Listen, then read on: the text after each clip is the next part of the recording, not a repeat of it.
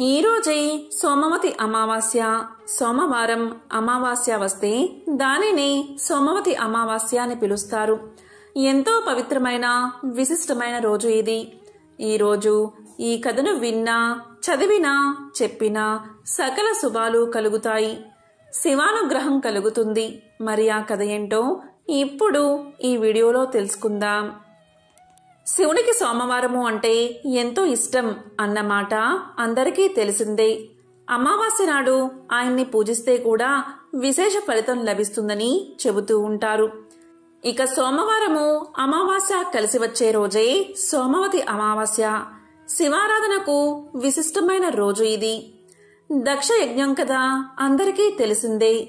తన అల్లుడైన శివుణ్ణి అవమానించేందుకు దక్షుడు ఈ యజ్ఞాన్ని తలపెట్టాడు. ఆ యజ్ఞానికి శివుణ్ణి, శివుడి పరివారాన్ని తప్ప అందరినీ ఆహ్వానించాడు దక్షుడు. ఈ సంగతి తెలుసుకున్న సతీదేవి పుట్టింటి మీద మమకారాన్ని చంపుకోలేక దక్షయజ్ఞానికి వెళ్లి తీరతారని పట్టుబట్టింది. మహాశివుడు ఎన్ని విధాలా చెప్పినా వినిపించుకోలేదు సతీదేవి. అంగీకరించక తప్పలేదు శివుడికి. సరే వెళ్ళు అన్నాడతను. సతీదేవి ఒంటరిగా బయలుదేరింది. ఆమె అలా ఒంటరిగా బయలుదేరడం ప్రమదులకి ఆందోళన కలిగించింది. ఇంతమంది ఉన్నా ఎవరూ లేని దానిలా సతీదేవి ఒంటరిగా పుట్టింటికి పయనమవడం బాధ కలిగించింది వారికి. కాలినడకన వెళ్తున్న సతీదేవిని చూసి కళ్ళు చెమర్చుకున్నారు ప్రమదగణాలు. తప్పు, ఇది భావ్యం కాదనుకున్నారు కూడబలుక్కుని వారంతా. కానుకలు, వాహనాలు, వాయిద్యాలు సమకూర్చుకున్నారు. ఈలోపు సతీదేవిని చక్కగా అలంకరించారు. నంది వాహనంపై కూర్చోబెట్టారు. పదమ్మ అంటూ ఆమె వెంట తరలి వెళ్లారు. అంతా దక్షుని యజ్ఞవాటికకు చేరుకున్నారు. యజ్ఞం మహావైభవంగా జరుగుతోందక్కడ. సమస్త దేవతలు, మునులు కొలువుదీరి ఉన్నారు. అంతటా వేదఘోష వినవస్తుంది. చూసి పొంగిపోయింది సతీదేవి. యజ్ఞశాలలోకి ప్రవేశించింది. సతీదేవిని ఒక్కరూ కూడా వచ్చావా తల్లి అంటూ పలకరించలేదు. పలకరిస్తే ప్రమాదం అన్నట్లుగా ఊరుకున్నారంతా. దక్షుడు అస్సలు పట్టించుకోలేదు. కన్నెత్తి కూడా కూతుర్ని చూడలేదు. బాధపడింది సతీదేవి. తల దించుకుని నిలబడింది. అంత దూరం నుండి తల్లి గమనించింది. పరుగున వచ్చింది. సతీదేవిని గట్టిగా కౌగిలించుకుంది. వచ్చావా తల్లి, రావేమో అనుకున్నాను అని పలికింది. ప్రయాణం చేసి అలసిపోయినట్లున్నావు అని చీర కొంగుతో కూతురు ముఖాన్ని తుడిచింది తల్లి. తల్లి ఎప్పుడైతే సతిని చేరదీసిందో అప్పుడు ఇక ప్రమాదం లేదనుకుని తోబట్టువులంతా చుట్టుముట్టారామెను. అభిమానంగా పలకరించారు. రారా అంటూ సరసన కూర్చోబెట్టుకునేందుకు సిద్ధపడ్డారు. కూర్చోలేదు సతి. కళ్ళెర్రజేసుకుని నిలబడింది. తన తండ్రి చేసిన అవమానాన్ని తట్టుకోలేకపోయింది సతీదేవి. తోబట్టువులంతా కుటుంబ సమేతంగా వచ్చారు. వారందరినీ పేరు పేరునా పిలిచి తన భర్తని, తండ్రి పిలవకపోవడాన్ని భరించలేకపోయిందామె. మండుతున్న కళ్ళను ఒక్క క్షణం మూసుకుని తెరచింది. నిప్పు కణాల్లా, నెత్తురు చుక్కల్లా సతీదేవి కన్నీటి బొట్లు జలజల నేల రాలాయి. చూశారు అది ప్రమదులు. కోపోద్రిక్తులయ్యారు. దక్షుణ్ణి వధించేందుకు కత్తులు దూశారు. వారిని వారించింది సతీదేవి. తండ్రిని కోపంగా చూస్తూ ఇలా పలికింది. మదాంధుడివై నా భర్త శివుణ్ణి ద్వేషిస్తున్నావు. నీకిది మంచిది కాదు తండ్రి. సర్వేశ్వరుడు నా భర్త ఎక్కడా, అధమాధముడివి నువ్వెక్కడా? నా భర్తకు హవిర్భావం లేకుండా చేస్తావా? మమ్మల్ని అవమానిస్తావా? దీనికి ఇంత కింద అనుభవిస్తావు నువ్వు. నీ తనువున పుట్టిన పాపాన్ని నేను భరించలేను. నాకీ శరీరం వద్దు. ఇప్పుడే ఈ క్షణమే ఈ శరీరాన్ని వదిలి నేను పవిత్రురాలు అవుతాను అని అయోమయంగా ఆందోళనగా చూస్తున్న మునులను, దేవతలను కడగంట చూసి కుశలు పరిచింది సతీదేవి. వాటిపై ఉత్తర దిశగా కూర్చుంది. కళ్ళు మూసుకుంది. చిత్తం పరమశివుని అధీనం చేసి నవరంధ్రాలను బంధించింది. మహాయోగులకు కూడా సాధ్యం కాని యోగాన్ని ఆరంభించింది. పంచ ప్రాణాలను వాటి మూల స్థానాల్లోంచి కదిలించింది. దాంతో సమాధి స్థితిలో ఉన్న ఆమె శరీరం నుంచి మంటలు ఎగిసిపడ్డాయి. ఆ యోగాగ్నిలో సతీదేవి దహనమైపోయింది. ఆమె అలా దహనమైపోవడమేమిటి, ముల్లోకాల్లోనూ హాహాకారాలు చెలరేగాయి. భయంతో సమస్త భూతకోటి కంపించింది. దక్షుణ్ణి అంతా అసహ్యించుకున్నారు. ప్రమదులు మరింక ఆగలేదు. యజ్ఞ వాటికలో ఉన్న అందరినీ చంపేందుకు సిద్ధమయ్యారు. సతీదేవి మరణం గురించి విన్న శివుడు ఆగ్రహంతో ఉగ్గిపోయాడు. తన వెంట్రుకతో వీరభద్రుణ్ణి సృష్టించాడు. ప్రమదగణాలతో పాటుగా ఆ వీరభద్రుడు దక్షిణ మీదకు దాడి చేశాడు. అక్కడ యజ్ఞానికి వచ్చిన వారందరినీ చావ చితకబాదాడు. శివగణాల చేతిలో చావు దెబ్బలు తిన్నవారిలో చంద్రుడు కూడా ఉన్నాడు. చంద్రుడు సాక్షాత్తు శివునికి తోడల్లడు. అయినా శివుణ్ణి అవమానించే కార్యక్రమంలో పాల్గొన్నందుకు తగిన శాస్తిని అనుభవించాడు. నిలువెల్లా గాయాలతో నిండిన చంద్రుడు వాటి బాధలకు తాళలేకపోయాడు. తనకు ఉపశమనం కలిగించమంటూ వెళ్లి ఆ పరమేశ్వరుని వేడుకున్నాడు చంద్రుడు. చంద్రుడి బాధను చూసిన బోలాశంకరుడి మనసు కరిగిపోయింది. రాబోయే సోమవారం నాడు అమావాస్య తిథి కూడా ఉన్నదని, ఆ రోజున కనుక తనకు అభిషేకం చేస్తే చంద్రుని ఆరోగ్యవంతుడవుతాడని అభయమిచ్చాడు. ఆ విధంగా శివుని సూచన మేరకు చంద్రుడు సోమవారం అమావాస్య కలిసిన రోజున శివుడికి అభిషేకం చేసి తన బాధల నుంచి విముక్తుడయ్యాడు. అప్పట్నుండి సోమవారం నాడు వచ్చే అమావాస్యని సోమవతి అమావాస్య అనే పేరుతో పిలవడం జరుగుతుంది. సోముడు అంటే చంద్రుడు అనే అర్థం ఉంది. ఆ చంద్రుణ్ణి ధరిస్తాడు కాబట్టి శివుడు కూడా సోమేశ్వరుడు అయ్యాడు. సోమవతి అమావాస్య రోజున శివునికి అభిషేకం చేస్తే విశేషమైన ఫలితం లభిస్తుందని పెద్దలు చెబుతారు. ఇందుకోసం తలారా స్నానం చేసి శివుణ్ణి పంచామృతాలతోనూ జలంతోనూ అభిషేకించమని సూచిస్తారు. ఇలా అభిషేకించిన శివుణ్ణి బిల్వ పత్రాలతో పూజించి శివ స్తోత్రాలతో కొలిస్తే సంపూర్ణ ఆయురారోగ్యాలు సిరి సంపదలు లభిస్తాయని నమ్మకం. ఈ సోమవతి అమావాస్య రోజు శివ పంచాక్షరి మంత్రం అంటే ఓం నమః శివాయ అనే మంత్రంతో గడిపితే ఎన్నో విశేషమైన పుణ్య ఫలితాలు కలుగుతాయి. సోమవతి అమావాస్యకు సంబంధించిన ఒక విశిష్టమైన కథను ఇప్పుడు తెలుసుకుందాం. ఒకసారి అంపశయ్య మీద పడుకున్న భీష్మ పితామహుడికి ధర్మరాజు నమస్కారం చేసి ఇలా అడుగుతాడు. పితామహ, వ్రతాలలో గొప్పదైన వ్రతమేది, దాన్ని గురించి వివరించండి అని అడుగుతాడు. అప్పుడు భీష్ముడు, ధర్మరాజా, అమావాస్య సోమవారంతో కూడిన రోజు సోమవతి అమావాస్య ఎంతో పవిత్రమైనది. ఈ వ్రతం అన్నిటికంటే గొప్పది కాబట్టి ఆ వ్రతం గురించిన ఒక అద్భుతమైన కథను నీకు తెలియచేస్తాను. శ్రద్ధగా విను అంటూ భీష్ముడు ఇలా చెప్పడం మొదలుపెట్టాడు. ధర్మరాజా, పూర్వం కాంచి అనే పేరుగల ఒక పట్టణం ఉండేది. ఆ పట్టణం ఇంద్రుడి అమరావతి వలె ప్రకాశిస్తూ ఉండేది. ఆ పట్టణంలో రత్నసేనుడు అనే రాజు ఉండేవాడు. అతని రాజ్య పాలనలో దేవతలు, ప్రజలు కూడా ఎంతో సంతోషంగా ఉండేవారు. ఇలా ఉండగా ఆ నగరంలో దేవస్వామి అనే పేరుగల ఒక బ్రాహ్మణుడు ఉండేవాడు. ఆయన భార్య పేరు ధనవతి. ధనవతి మహాలక్ష్మి వలె ప్రకాశిస్తూ ఉండేది. ఆమెకు 7 కొడుకులు, అలాగే ఒక అందమైన కూతురు ఉండేది. ఈ విధంగా కొడుకులు, కోడళ్ళు, మనవళ్ళు, మనవరాలతో ఎంతో సంతోషంగా ఉండేవారు. ఇలా ఉండగా ఒకరోజు ఒక బ్రాహ్మణుడు భిక్ష కోసం వచ్చాడు. దేవస్వామి కుటుంబం వారంతా అతనికి ఆతిథ్యం ఇచ్చారు. భోజనం ముగిశాక అతను వెళ్లే ముందు దేవస్వామి యొక్క 7 కోడళ్లను సుమంగలిగా ఉండమని దీవించి దేవస్వామి యొక్క కూతురుని నిండు నూరేళ్లు జీవించు అని దీవించాడు. ఇది విన్న దేవస్వామి భార్య ధనవతి ఆ బ్రాహ్మణుణ్ణి, మీరు ఎందుకు నా కుమార్తెను అలా దీవించారు అని అడుగుతుంది.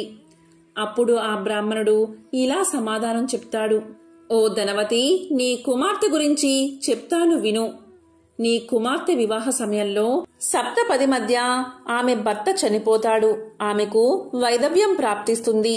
అందుకే నేను ఇలా దీవించాను అని సమాధానం చెప్తాడు. దానికి తల్లి ధనవతి ఎంతో బాధపడి అతనికి నమస్కారం చేసి దీన్ని పోగొట్టుకుని ఉపాయం చెప్పమని ప్రాధేయపడుతుంది. దానికి బ్రాహ్మణుడు ఇలా చెప్తాడు. ఓ ధనవతి, ఈమె వివాహ సమయంలో సోమ అనే ఆమె వచ్చి ఈమె వైధవ్యాన్ని పోగొడుతుందని సమాధానం చెప్తాడు. దానికి ధనవతి, ఓ బ్రాహ్మణ శ్రేష్ఠ, ఈ సోమ అనే ఆమె ఎవరు, ఎక్కడ ఉంటుంది అని అడుగుతుంది. దానికి బ్రాహ్మణుడు ఇలా చెప్తాడు. సోమ అనే ఆమె సింహదేశంలో ఒక చాకలి స్త్రీ. ఆమె మీ ఇంటికి వస్తే మీ కూతురు యొక్క వైధవ్యం తొలగిపోతుందని చెప్పి ఆ బ్రాహ్మణుడు వెళ్ళిపోతాడు.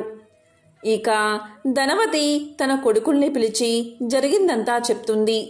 కుమారులారా, మీ చెల్లెలికి వివాహం మధ్యలో వైధవ్యం ప్రార్థిస్తుంది. కాబట్టి సింహదేశంలో ఉన్న సోమ అనే చాకలి స్త్రీని ఇక్కడికి తీసుకువస్తే మీ చెల్లెలి యొక్క వైధవ్యం తొలగిపోతుంది. కాబట్టి మీరు సింహదేశం వెళ్ళండి అని చెప్తుంది. దానికి కొడుకులు ఇలా అంటారు. ఓ తల్లిదండ్రులారా, కుమార్తె యందు ఉన్న ప్రేమతో 7 సముద్రాల అవతల ఉన్న సింహదేశానికి మమ్మల్ని పొమ్మంటున్నారు. సోమ అనే స్త్రీ సింహల దేశంలో అంటే సముద్రం యొక్క మధ్యలో ఉంది. అది దాటడం చాలా కష్టం కనుక మేము పోలేము అని పలుకుతారు. దానికి తండ్రి, దేవస్వామి, మీరు పోకుంటే నేనే వెళ్తాను అంటాడు. అది విన్న చిన్న కొడుకు అయిన శివస్వామి తండ్రితో, ఓ తండ్రి, మీరు ఇలా పలకడం మంచిది కాదు. చెల్లికి తోడుగా నేనే వెళ్తాను అని సోదరుని తీసుకుని ప్రయాణమవుతాడు. కొన్ని రోజులకు సముద్ర తీరం చేరి అక్కడ విశాలమైన ఒక మర్రి చెట్టు నీడన కూర్చుని ఉంటారు వారిద్దరూ. వారిద్దరికి ఎంతో ఆకలిగా ఉంటుంది. సముద్రం ఎలా దాటాలా అని ఆలోచిస్తూ ఉంటారు.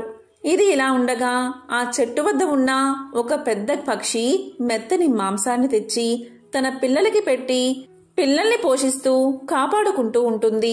ఈ విధంగా పిల్లలకి ఆహారాన్ని తెచ్చే క్రమంలో ఆ పక్షి ఆహారం కోసం బయటకు వెళ్తుంది.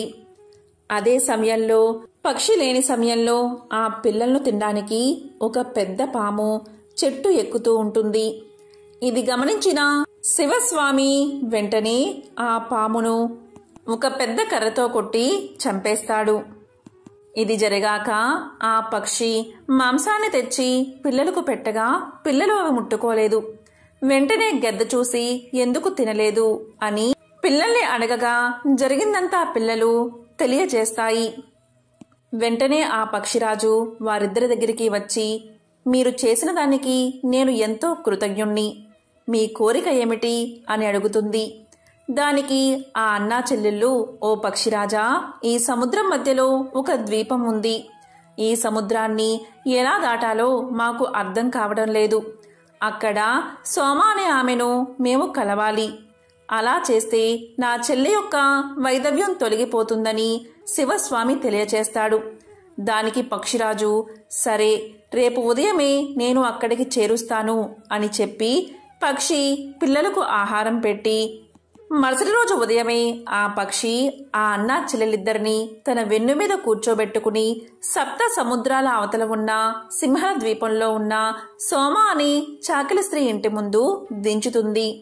ఇక ఆ అన్నా చెల్లెలిద్దరూ ఆ ఇంటి ముందు ఊడ్చి శుభ్రం చేసి ముగ్గులు పెడతారు. అప్పుడు సోమ అనే చాకలి స్త్రీ వచ్చి అంతా చూసి ఆశ్చర్యపోయి, నా ఇంటిని ఇంత అందంగా ఎందుకు మార్చారు, ఎవరు మీరు అని అడుగుతుంది. అప్పుడు ఆ అన్నా చెల్లెళ్ళు జరిగిందంతా వివరించి చెబుతారు. అది అంతా విన్నా సోమ, సరే, ఇక పనులు ఆపండి. నీ చెల్లెలి వైధవ్యం పోగొట్టడానికి నేను మీ వెంట వస్తాను అని చెప్పి తన 7 కోడళ్లతో చెప్పి పక్షిరాజును వాహనంగా చేసుకుని ఇంటికి చేరుతుంది. ఇక చిన్న కుమారుడైన శివస్వామి తన చెల్లెలికి తగిన వరుణ్ణి తేవడానికి వేరే దేశం పోయి ఉజ్జయిని నగరం చేరి అక్కడ ఉన్న దేవశర్మ కొడుకైన రుద్రశర్మ అనే పేరుగల ఒక వరుడికి 10,000 వరహాలు ఇచ్చి ఒక మంచి ముహూర్తంలో వివాహం జరుగుతూ ఉండగా సప్తపది సమయంలో రుద్రశర్మ ఉన్నవాడు ఉన్నట్లుగా మరణిస్తాడు. వెంటనే సోమ తన సోమవతి అమావాస్య ఫలాన్ని ఆ శవానికి దారపోస్తుంది. వెంటనే అతడు బతుకుతాడు. ఇది చూసిన వారందరూ ఎంతో ఆశ్చర్యపోతారు.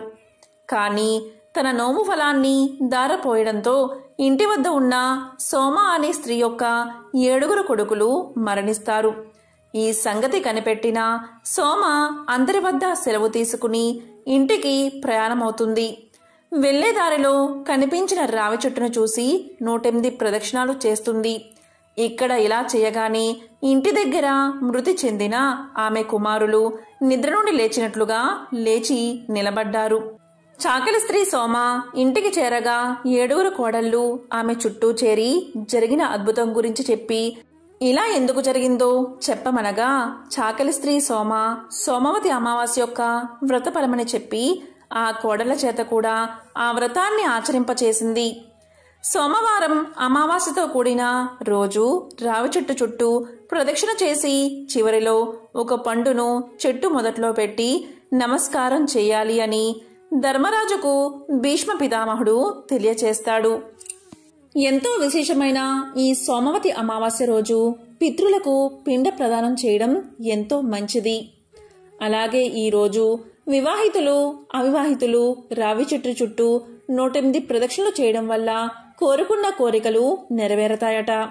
ఈరోజు శ్రీ మహాలక్ష్మి సమేత శ్రీమన్నారాయణ్ణి పార్వతీ పరమేశ్వరులను పితృదేవతలను పూజించాలి. మంచి పనులు చేయాలి. మౌనాన్ని పాటించాలి.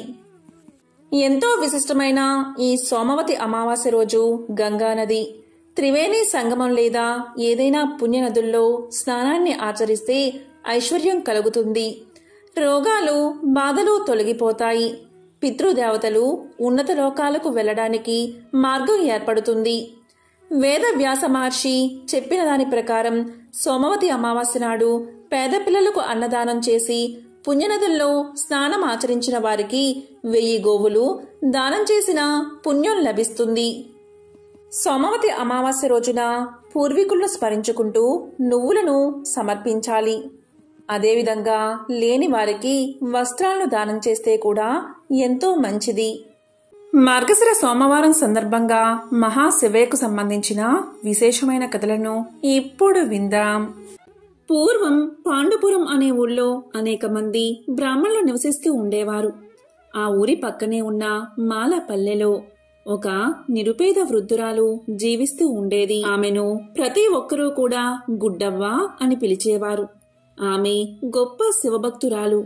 పేదరికమే కాకుండా ఆమెను పట్టి పీడించే భయంకర కుష్టి రోగాన్ని కూడా ఆమె సహిస్తూ శివనామస్మరణ చేస్తూ కాలాన్ని గడిపేది. ఒకసారి ఆమెకు పనిపడి పాండుపురానికి పోవలసి వచ్చింది. కుష్టు రోగంతో ఆమె శరీరంలోని అవయవాలన్నీ పుళ్ళు పడి ఉన్నాయి. కాళ్ళు చేతుల వేళ్లు కొన్ని ఊడిపోయాయి. శరీరం నుంచి విపరీతమైన దుర్గంధం వస్తుంది. ఆమెను చూసి ఆ ఊళ్ళో బ్రాహ్మణులు జాలి తలచే బదులు తిట్టిపోశారు. అంత రోగగ్రస్తురాలివి ఊళ్ళోకెందుకు వచ్చావు? నీ వ్యాధి మాకందరికీ అంటించడానికా? మేము పిల్లా పాపలతో సుఖంగా ఉండడం నీకిష్టం లేక ఇక్కడికి వచ్చావా? ముందు ఇక్కడ్నుంచి వెళ్ళిపో అని నానా దుర్భాషలు ఆడి ఆమెను వెళ్ళగొట్టారు. పాపం గుడ్డవ్వ శారీరక కష్టానికి తోడు వాళ్ల మాటలతో మనసు ఎంతో బాధపడి ఇంకా తాను జీవించడం వ్యర్థమని నిర్ణయించుకుని ఆ ఊరిలో కొలువు తీరిన సోమేశ్వరుని చెంత ప్రాణత్యాగం చెయ్యాలి అనుకుని వేగంగా శివాలయం వైపు అడుగులు వేసింది. ఆ బాధలో దారి తెన్నో చూసుకోక పడిపోతుంటే దోవలో రాళ్లు తగిలి శరీర అవయవాలు తెగిపోసాగాయి. కాళ్ళు వేళ్లు ఊడిపడి నడవడానికి రాక పాక్కుంటూ శివా నీవే దిక్కు అంటూ శివాలయం చేరుకుంది గుడ్డవ్వ. ఆమె భక్తికి మెచ్చిన శివుడు ప్రత్యక్షమై వరం కోరుకోమన్నాడు. అప్పుడు గుడ్డవ్వ ఇలా పలికింది, స్వామి నీ దర్శన భాగ్యం లభించింది. ఇంకా నాకేం వరం కావాలయ్యా అంటూ శివుణ్ణి స్తుతించసాగింది. ఆమె భక్తికి ఆశ్చర్యపోయిన శివుడు ఆమె రోగాన్ని తీసేసి ఆరోగ్యవంతమైన శరీరాన్ని ప్రసాదించాడు. అంతేకాదు ఆమె కోరకుండానే ఇలా అన్నాడు, నీ రోగమంతా నిన్ను అవమానించిన వారికి పంచానులే అన్నాడు. గుడ్డవ్వ తన శేష జీవితాన్ని సుఖంగా గడపమని ఆనతి ఇచ్చాడు ఆ మహాశివుడు. దీంతో గుడ్డవ్వ తన ఇంటికి చేరి తన సాధారణ జీవితాన్ని గడపసాగింది. పాండవపురంలో గుడ్డవ్వని దూషించిన వారందరికీ అకస్మాత్తుగా కుష్ఠురోగం వచ్చి నానా బాధలు పడసాగారు. తరువాత గుడ్డవ్వకి శివుడు ప్రత్యక్షమైన సంగతి, ఆమె రోగం పోయిన సంగతి వారికి తెలిసింది. ఆమెని నిందించడం వల్లే తమకి ఆ రోగం వచ్చిందని పశ్చాత్తాపపడి అంతా వెళ్లి గుడ్డవ్వను శరణు వేడారు. తమ తప్పుని క్షమించమని వేడుకున్నారు. చాలా సున్నిత మనస్కురాలైన గుడ్డవ్వ శివుణ్ణి ప్రార్థించింది. ఆమె ప్రార్థనతో శివుడు వారి రోగాన్ని కూడా నశింపచేశాడు. భక్తికి సౌశల్యానికి మించిన సాధన లేదని అంతా గ్రహించారు. ఎంతో విశేషమైన ఈ కథను విన్నవారికి ఆ మహాశివుడి ఆశీస్సులు లభిస్తాయి. సంపూర్ణ ఆరోగ్యం చేకూరుతుంది. ఓం త్రయంబకం యజామహే సుగంధిం పుష్టివర్ధనం ఉర్వారుకమివ బంధనాన్ మృత్యోర్ముక్ష్యా నమామృతాత్.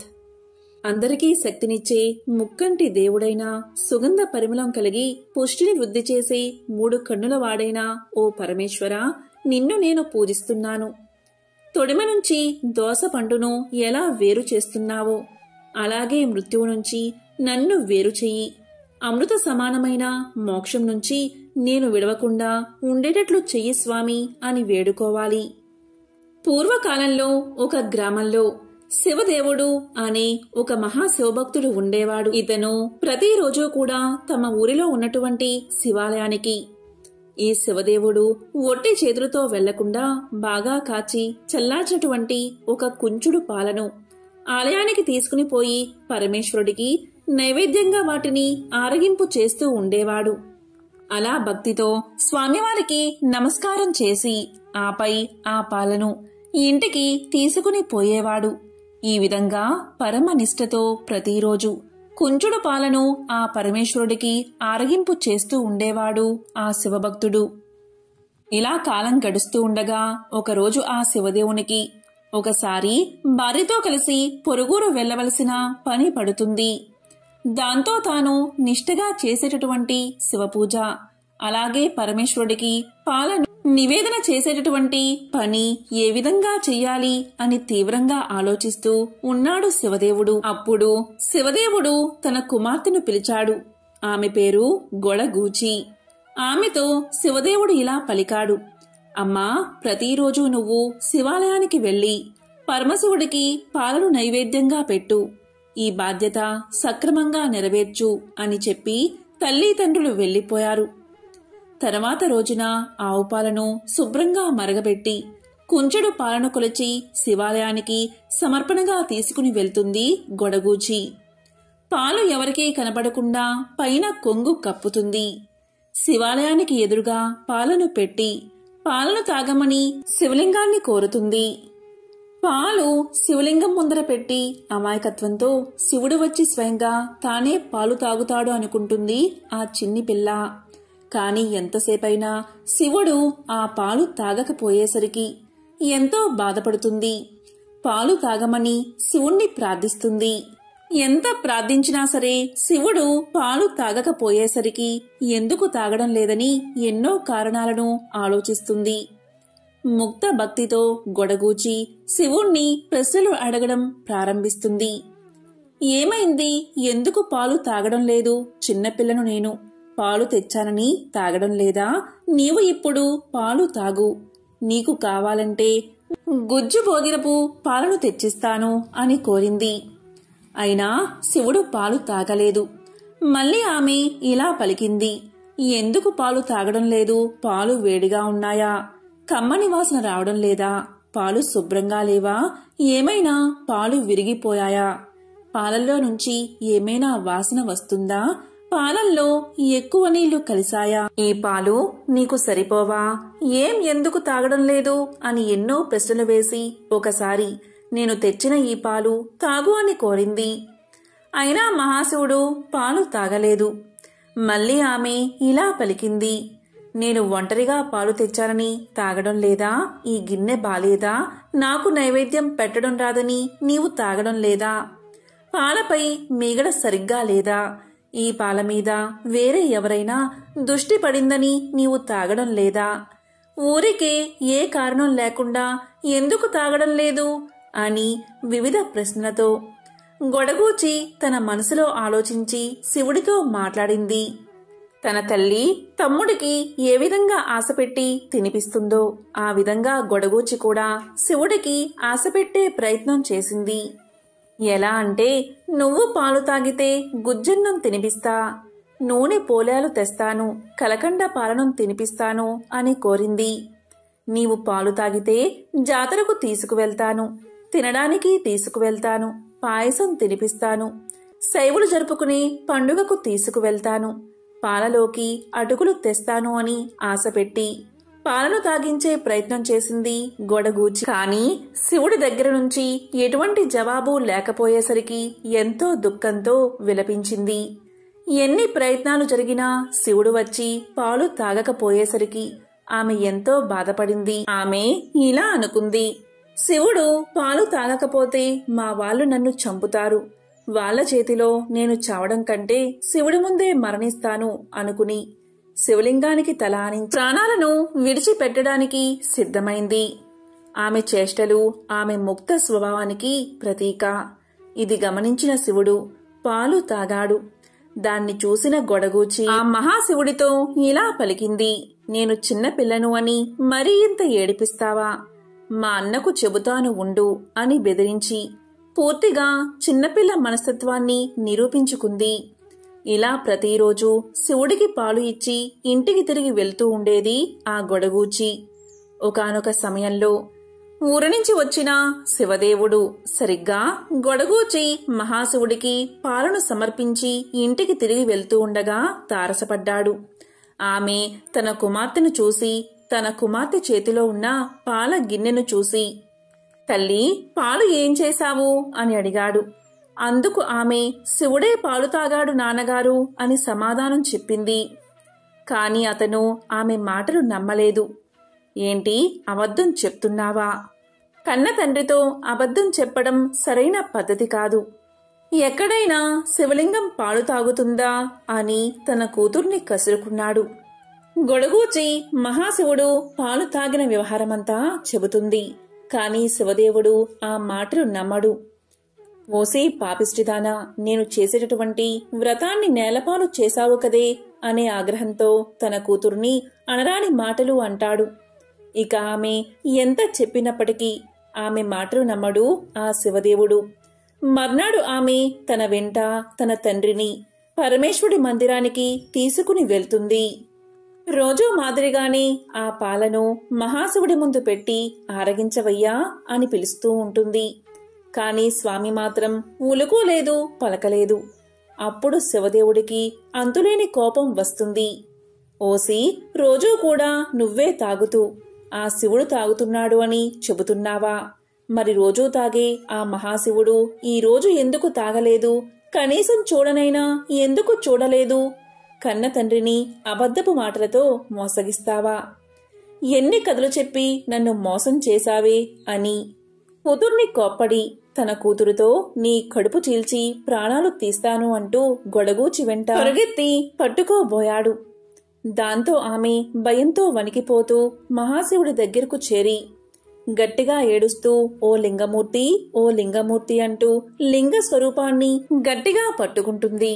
ఇదిగో నేనున్నాను అంటూ భయపడుకు అంటూ అత్యంత దయతో ఆ మహాలింగమూర్తి పాపమీద ఉన్నటువంటి వాత్సల్యంతో తన వక్షస్థలాన్ని తెరుస్తాడు.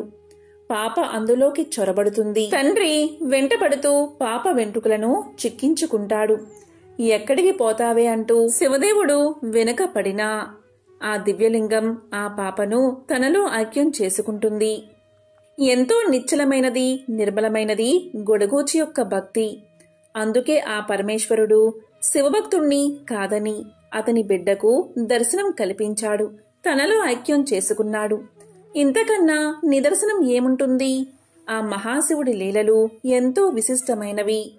ఎంతో పవిత్రమైన విశేషమైన ఈ కథను విన్నా, చదివినా, చెప్పినా, వినిపించినా ఆ మహాశివుడి పరిపూర్ణ అనుగ్రహం లభిస్తుంది. ఒకానొక కాలంలో కాంచీపురంలో చిరుతొండ నంబి అనే వైశ్యకుల శేఖరుడు ఉండేవాడు.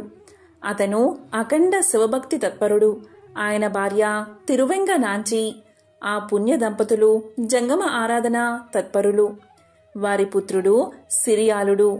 చిరుతొందడు పూర్వజన్మ వాసనా విశేషం చేత ఏకామ్రనాథుణ్ణి ఆరాధిస్తూ జంగమ్మ ప్రమదలకు అడిగిన పదార్థం లేదనక సదా అన్నదానం చేసేవాడు. ఒకనాడు పరమశివుడు పార్వతీదేవికి చిరుతొండని భక్తి ప్రభావం నిరూపించాలి అనుకున్నాడు. నిత్యాన్నదానశీలుడైన చిరుతొండ నంబికి ఒకనాడు ఒక్క శివయోగి కూడా కనిపించలేదు. తిరిగి చివరకు కాంచీపురం ఊరి బయట ఉన్న పాడుబడిన గుడికి వెళ్లాడు అతను. అక్కడ గర్భమండపంలో ఒక వృద్ధుడు అతనికి సేవ చేస్తున్న ముసలి అవ్వ కనిపించారు. అప్పుడు చిరుతొండ నంబి ఆ దంపతులకు ప్రణామం చేసి ఇలా పలికారు: మీరు చూస్తే సాక్షాత్తు పార్వతీ పరమేశ్వరులాగా కనిపిస్తున్నారు. మీరు మా ఇంటికి వచ్చి శివార్చన అందుకుని మమ్మల్ని చరితార్థుల్ని చెయ్యండి అని ప్రార్థించాడు. అప్పుడు ఆ వృద్ధుడు ఇలా పలికాడు: 7 రోజుల నుంచి నిరాహార వ్రతం పూని ఉన్నాను నేను. ఆ వ్రతానికి ఉద్యాపనం పశుపహారం, అంటే యాగ పశువుగా నరుడు తప్ప మరొకడు పనికిరాడు. సుందరుడు రోగ విహీనుడు అయిన చిన్న పిల్లవాణ్ణి తల్లిదండ్రులు వండి మాకు వడ్డించి మాతో పాటు భోజనం చెయ్యాలి అన్నాడు ఆ వృద్ధుడు. దీంతో చిరుతొండడు ఇంటికి వెళ్లి విషయమంతా భార్యకు తెలియజేశాడు. అప్పుడు ఆమె నవ్వి ఇలా పలికింది: స్వామి, మన శరీరార్థ ప్రాణాలకు కర్తలు ఆ శివయోగీశ్వరులే కదా. వారి సొమ్ములు వారికి సమర్పించడానికి మనకి ఆలోచన ఎందుకు అని పలికింది. వెంటనే శివయోగిని తీసుకురావడానికి బయలుదేరాడు చిరుతొండడు.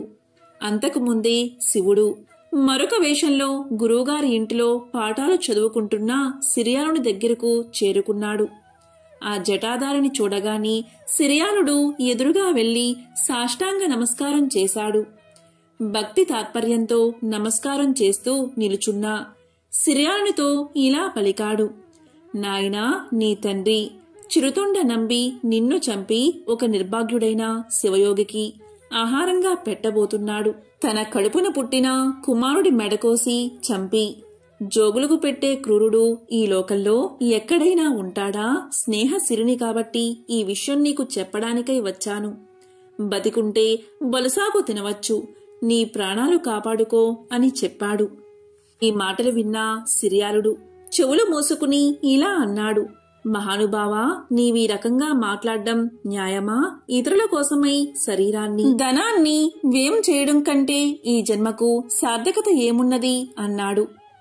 చిరుతొండడు వృద్ధ శివయోగిని ఇంటికి తీసుకువెళ్లాడు. పాఠశాలకు వెళ్లి కుమారుణ్ణి తీసుకువచ్చాడు. కుమారుణ్ణి తొడమీద కూర్చోబెట్టుకుని ఇలా పలికాడు తండ్రి: నాయనా సిరియాల, ఎల్లప్పుడూ పంచాక్షరి మంత్రమే జపిస్తూ ఉండు అని పలికి కత్తితో అతని శిరస్సును ఖండించాడు. ఒక్క వేటుతో కింద పడిపోయిన సిరియాలుడి శిరస్సు నమశివాయ నమశివాయ నమశివాయ అని మంత్రాన్ని పఠిస్తుంది. భోజనశాలలో వంట సిద్ధమైనది. అమృత ఆహారం ఆరగించవలసిందిగా నమస్కరించారు ఆ నంబి దంపతులు. అప్పుడు ఆ శివయోగి ఇలా పలికాడు: నాకు మరొక్క నియమం ఉన్నది. మగబిడ్డలేని నిర్భాగ్యుడి ఇంట్లో భోజనం చేయకూడదు. నీ కుమారుణ్ణి పిలువు అన్నాడు ఆ మాయా జంగముడు. అప్పుడు నంబి ఇలా పలికాడు: స్వామి, ముందే ఆ విషయం చెప్పి ఉంటే కుమారుణ్ణి పిలిచేవాణ్ణి. ఇప్పుడు వాడెక్కడికి పోయాడో ఆడుకోవడానికి అన్నాడు నంబి. ఆ వృద్ధ దంపతులు నంబి భార్యను ఎలుగెత్తి కుమారుణ్ణి పిలవమన్నారు. వెంటనే నంబి భార్య రారా రారా కుమారా అని దిక్కులు ప్రతిధ్వనించేటట్లు పిలిచింది. అలా పిలవగానే మరుక్షణమే ఆకులలో ఉన్న శాఖపాకాల నుంచి సిరియాల కుమారుడు వారి ముందు నిలిచాడు. పరమశివుడు భస్మదేహంతో నాగాలంకార భూషణుడై అర్ధచంద్రాకృతితో సాక్షాత్కరించి సశరీరములతో కైలాసానికి రమ్మని వారిని ఆహ్వానించాడు. అంతా చిరుతుండడు ఇలా పలికాడు. స్వామి, నీ దయవల్ల 1000 గోత్రములకు చెందిన మా వైశ్యులందరూ ఈ కంచి పట్టణంలో ఈశ్వర ఆరాధన చేస్తూ ఉన్నారు. వారందరినీ విడిచిపెట్టి నేనొక్కడినే రాలేను. ఇంతమందిని కైలాసానికి రమ్మంటే వస్తాను అన్నాడు. అప్పుడు శంభుడు కరుణించి కంచిలో ఉన్న వైశ్యులందరూ కైలాసానికి వచ్చేటట్లు వరాన్ని ప్రసాదించాడు. కన్న కుమారుణ్ణి కూడా బలి చేయడానికి వినదీయకుండా తనతో పాటు స్వజనానికి కూడా మోక్షం ఇప్పించిన చిరుతొండ నంబి పరోపకారార్థమై తన శరీరమే దానం చేసిన సిరియాలుడు శైవ భక్తుల్లో అగ్రగణ్యులు. ఎంతో పవిత్రమైన విశేషమైన ఈ కథను విన్న వారికి మోక్షం కలుగుతుంది. పూర్వకాలంలో కంబా అనే పట్టణంలో దీపక దలియారు అని ఒక శివభక్తుడు ఉండేవాడు. అతను ఒకసారి వేరే పని మీద ఇంకొక గ్రామానికి వెళ్లాల్సి వచ్చింది. దోవ మధ్యలో ఒక అడవి, దానిలో ఒక పాడుబడ్డ శివాలయాన్ని చూశాడు అతను. అది చూసి అతని ఆలోచనలు పరిపరి విధాలా పోయాయి. ఇదేమి వింత, శివుడి అరణ్యం మధ్యలో ఎందుకు ఉన్నాడు? శత్రువుల వల్ల ఇతనికేమీ అపాయం వస్తుందో? అసలే ఎప్పుడూ త్రిపురాసురులు వగైరా పెద్ద పెద్ద రాక్షసులతోనే శత్రుత్వం ఏర్పరచుకుని వాళ్ళని చంపేస్తూ ఉంటాడు. ఈయనకేమో దయాలువు అని పెద్ద పేరు. మరి ఇలాంటి రాక్షసుల్ని చంపి వాళ్ళతో విరోధం తెచ్చుకోవడం ఎందుకు?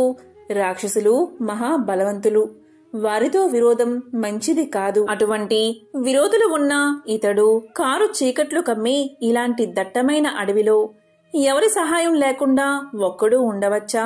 పైగా ఈ గుడి కూడా శిథిలమైపోయినది.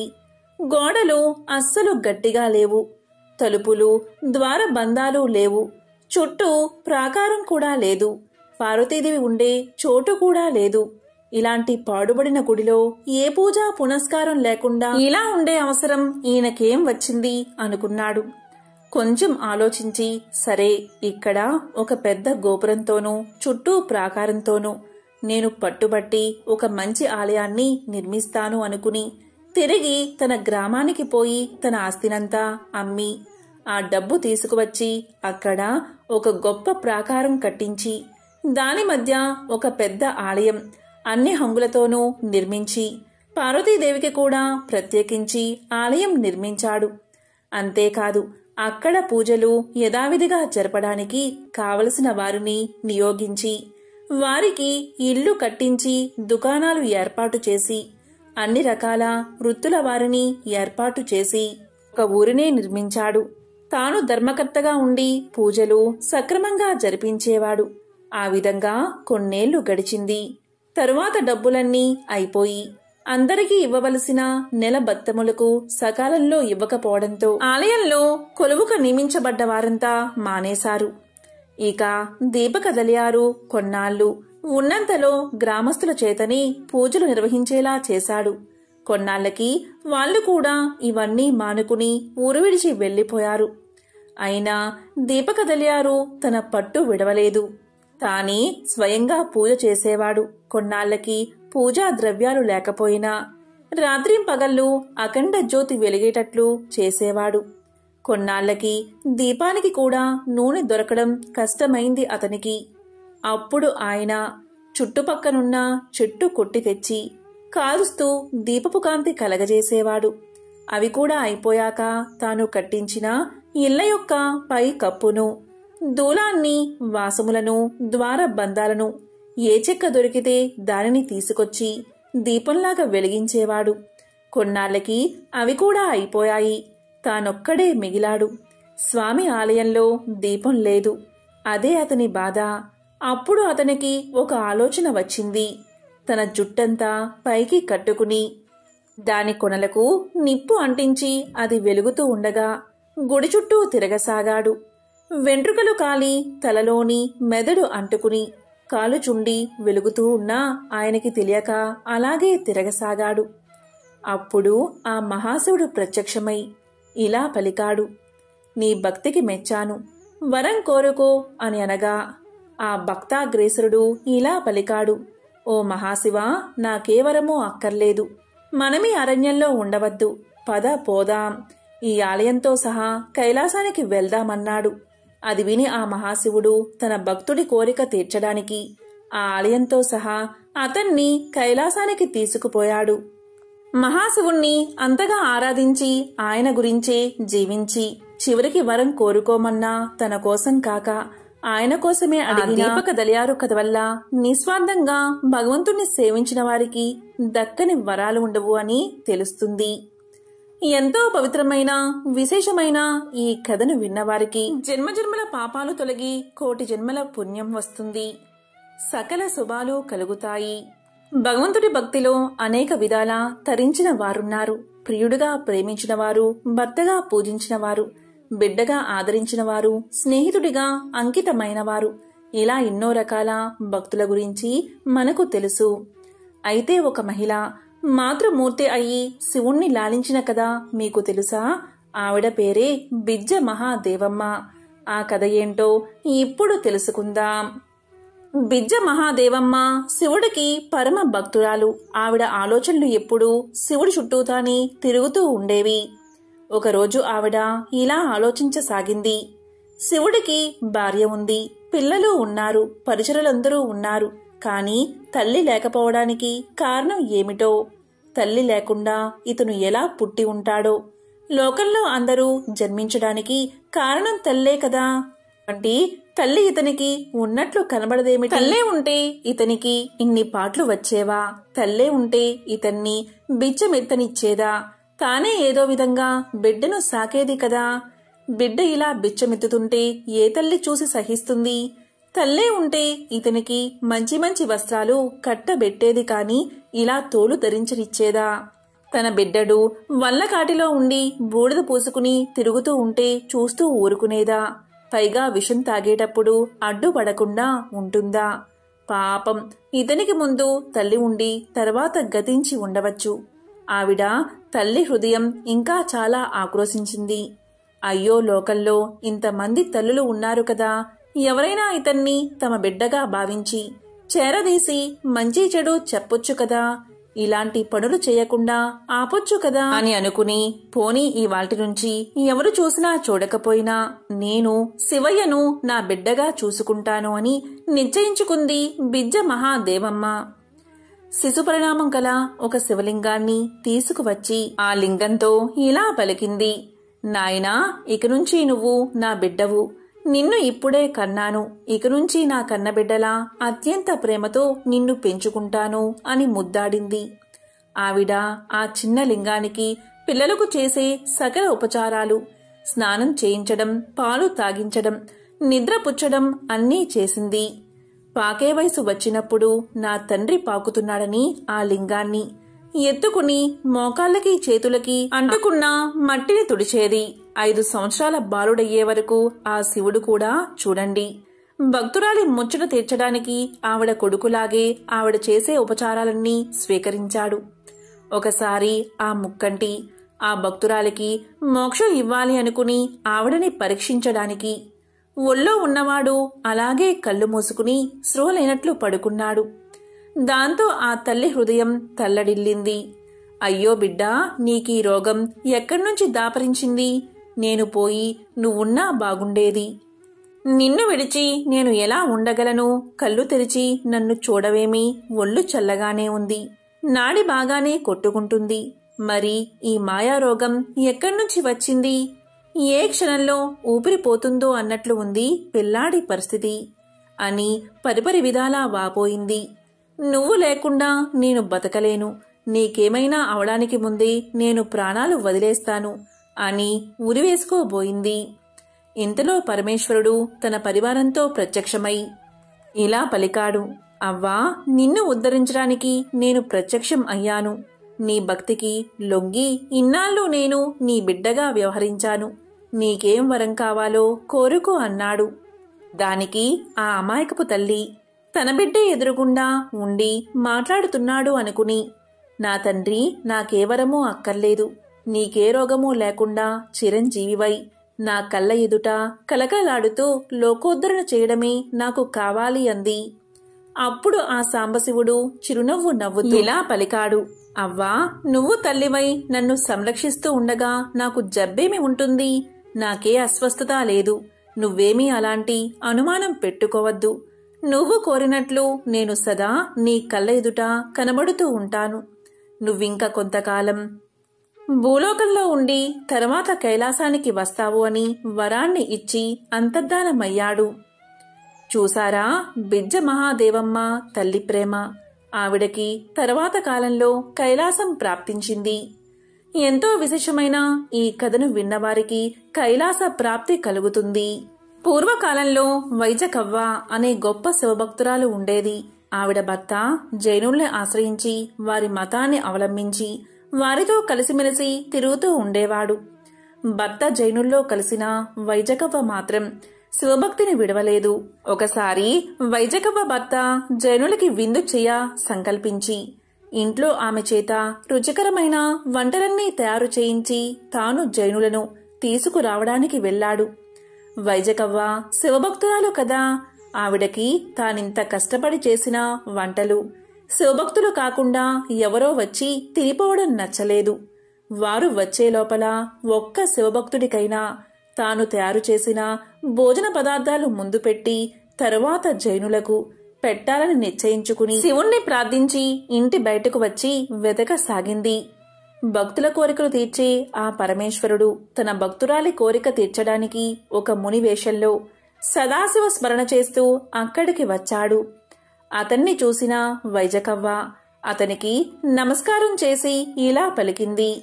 స్వామి, నా భర్త జైనులకు విందు చేయ సంకల్పించి వారిని తీసుకురావడానికి వెళ్లాడు. శివభక్తురాల్ని అయినా నేను ఒక్క శివభక్తుడికైనా ముందు భోజనం పెట్టాలి అనుకున్నాను.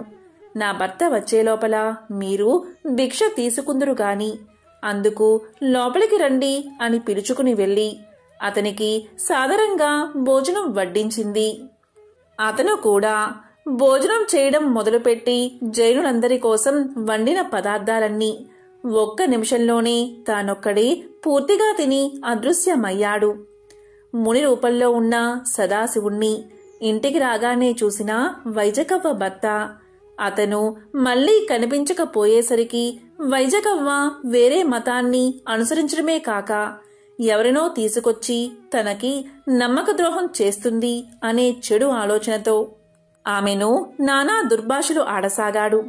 ఎంతో కష్టపడి జైనుల కోసం తెచ్చిన ఆహార పదార్థాలన్నీ ఒక్క మునికి పెట్టడం అతనికి చాలా కోపం కలిగించింది.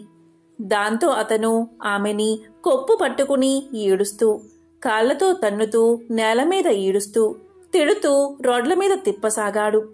ఆమె శరీరం నుంచి రక్తం దారలుగా కారసాగింది.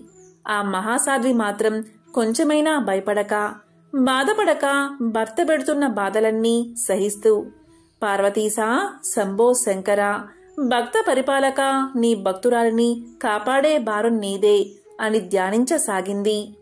అప్పుడు దయాళువైన ఆ మహేశ్వరుడు ఒక బాలుడి రూపంలో వచ్చి ఆమె భర్త కొట్టి దెబ్బలు ఆమెకు తగలకుండా చేతులు అడ్డు పెడుతూ ఆ జన సమర్థములో వారితో పాటు నడవసాగాడు. కోపగించిన ఆమె భర్త ఆ బాలుణ్ణి కూడా కొట్టగా చిత్రంగా ఆ దెబ్బలు అతనికి తగలకుండా అక్కడ ఉన్న రాజభటులకు తగిలి వారు అక్కడ్నుంచి పారిపోయారు. ఇదంతా చూస్తున్న ఒక జైన భక్తుడు వైజకవ్వ భర్తను ఆపి ఇలా పలికాడు. ఆమె గొప్ప భక్తురాలు, అందుకే నువ్వు కొట్టే దెబ్బలు ఆమెకు తగలడం లేదు. అనుమానంతో ఎందుకు ఆమెను బాధపడతావు? నీకు ఇష్టం లేకపోతే ఆమె ఇష్టం వచ్చినట్లు వెళ్ళనివ్వు కాని ఇలా బాధించకు అని నచ్చ చెప్పాడు. వైజకవ్వని కూడా సముదాయించాడు. అమ్మా, నీ మగడు నిన్ను అంగీకరించకపోతే నీ ఇష్టం వచ్చిన చోటికి వెళ్ళిపో అని ఆమెని భర్త నుంచి విడిపించాడు. దీంతో వైజకవ్వ ఇలా పలికింది. ఈ రాత్రివేళ ఎక్కడికి వెళ్తాను అని ఆలోచిస్తూ నడుస్తూ ఉండగా ఒక జైన దేవాలయం కనబడింది. ఆ చీకటిలో దాన్ని శివాలయంగా భావించి లోపలికి వెళ్లి దుఃఖం ఆగక ఒక జైన శిల్పాన్ని శివలింగం అనుకుని కౌగలించుకుని తన దుఃఖాన్ని చెప్పింది. ఆశ్చర్యం ఏంటి అంటే ఆ జైన దేవాలయం శివాలయంగా మారిపోయింది. ఆ జైన ప్రతిమ శివలింగంగా మారింది. అది భక్తి మహిమ. పూర్వకాలంలో మహేంద్ర మంగళపురం అనే గ్రామంలో అర్యమాఖ్యుడు అనే ఒక వీర శైవభక్తుడు ఉండేవాడు. ఆయనకి ఎవరైనా సరే తన ముందు శివనామం తప్ప ఇంకొకటి పలకరాదు. అలా పలికిన వారి శిరస్సు ఖండిస్తాను అనే భీకర వ్రతం ఆయనకి ఒకటి ఉంది. ఒకసారి వారి ఇంటికి ఒక బ్రాహ్మణ భిక్షువు శివనామ ఉచ్చరణ చేస్తూ భిక్షకి వచ్చాడు. ఈయన కూడా భిక్ష తీసుకువెళ్లి భిక్షకుడి జోలెలో వేస్తూ ఉండగా పొరపాటున కొంత అన్నం కింద పడింది. వెంటనే ఆ భిక్షకుడి నోటి నుంచి వేరే దైవం పేరు వచ్చింది. దానికి భక్తుడు కోపగించి తన వ్రత నియమానుసారం అక్కడ దొరికిన ఒక తెడ్డుతో ఆ భిక్షకుని పొట్టలో పొడవగా అతను చనిపోయాడు. అది చూసిన వారంతా ఇతనికి ఇంత అతిశయమా, భిక్షకి వచ్చిన బ్రాహ్మణుణ్ణి చంపుతాడా, దీనికి తగిన శిక్ష పడవలసిందే అని రాజుగారికి ఫిర్యాదు చేశారు. రాజు కూడా అతన్ని పిలిచి విచారించాడు. దానికి అతను ఇలా పలికాడు, రాజా, నేనెందుకు అలా చేశానో ఆ శివుడికే తెలుసు, కాని మీకు తెలీదని చెప్పాడు. దీంతో రాజు కోపగించి ఆ చచ్చిన బ్రాహ్మడితో పాటు ఇతన్ని కూడా చంపమని భటుల్ని ఆజ్ఞాపించాడు. దీంతో రాజభటులు అరిమాఖ్యుణ్ణి చంపడానికి తీసుకుని వెళ్తూ ఉండగా అరిమాఖ్యుడు, నన్ను చంపడానికి ఆ ఈశ్వరుడే కర్తగాని మీరు చంపగలరా, నేను మీ చేతిలో చచ్చేవాడినా అని పలుకుతూ దోవలో కనపడిన ఒక శివాలయంలోకి వెళ్లిపోయి శివుణ్ణి పరిపరి విధాలా ప్రార్థించసాగాడు. శివా, నీ వీరశైవ మతస్థుడను నేను. నా శబదము భంగం కాకుండా అన్య దైవాన్ని స్మరించిన అతన్ని బ్రాహ్మణుణ్ణి నేను అనుమానం కూడా లేకుండా చంపి నా వ్రతపాలనం చేసుకున్నాను. ఈ బ్రాహ్మణులంతా నేను చేసింది అపరాధమని నన్ను చంపడానికి వస్తున్నారు. నువ్వే నన్ను కాపాడాలి, నువ్వే శరణు అని ప్రార్థిస్తూ ఉండగా శివుని ఉదరము విచ్చుకుని శివుడి పలుకులు వినిపించాయి. మహాశివుడు ఇలా పలికాడు, ఓ వీరశైవ భక్తుడువైనా నువ్వు ఆ బ్రాహ్మణుడితో చావలసిన అవసరం లేదు, నా ఉరమున ఉండు అని శివుడి ఉరము విచ్చుకోగా అర్యమాఖ్యుడు దానిలో చొరబడ్డాడు. లింగం మళ్ళీ మామూలుగా అయిపోయింది. అర్యమాఖ్యుని ఉత్తరీయము లింగం పైన శివుడి ఆభరణాల మీద కప్పబడి ఉంది. రాజభటులు ఎంత వెతికినా అతన్ని కనుగొనలేక వెళ్లి రాజుకా విషయం చెప్పారు. ఈ విధంగా ఆ మహాశివుడు అర్యమాఖ్యుణ్ణి తనలో లీనం చేసుకున్నాడు. ఇది ఎంతో విశేషమైన ఒక శివభక్తుని కదా. పూర్వకాలంలో గరయూరు అనే గ్రామంలో ఇరువత్తు అనే ఒక శివభక్తుడు ఉండేవాడు.